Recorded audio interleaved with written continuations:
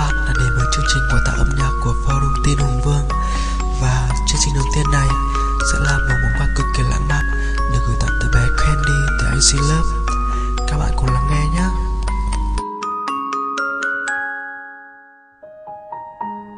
Anh à, em muốn biết từ lúc quen em đến giờ, anh có cảm thấy khó chịu về bất cứ điều gì không?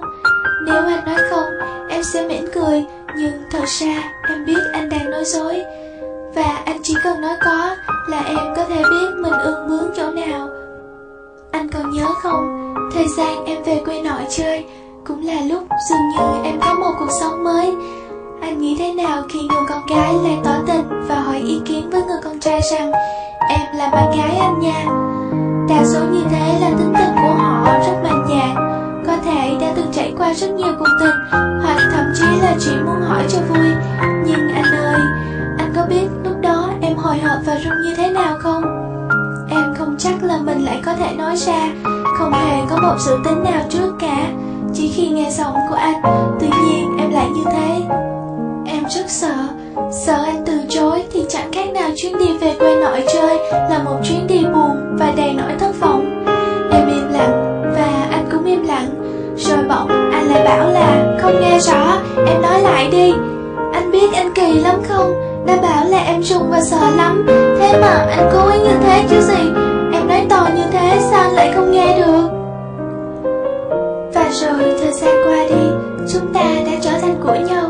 Bây giờ, vào thời lúc này, em muốn nói ra tất cả.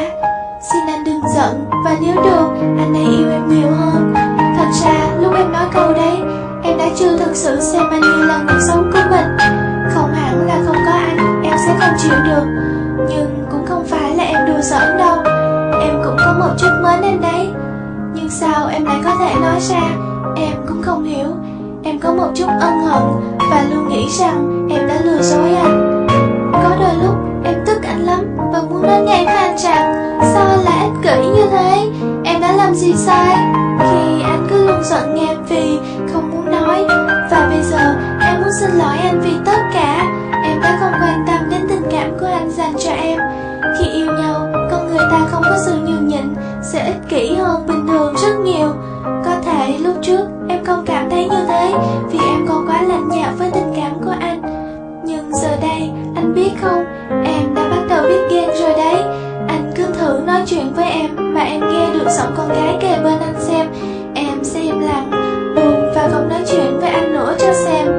Còn nữa, em đã biết lo lắng, rất lo lắng khi không gọi điện. Không có cách nào liên lạc với anh được, em sẽ cố tìm mọi cách để chỉ nghe anh nói vài câu. Biết nói thế nào nhỉ? Thực sự là bây giờ em không thể không có anh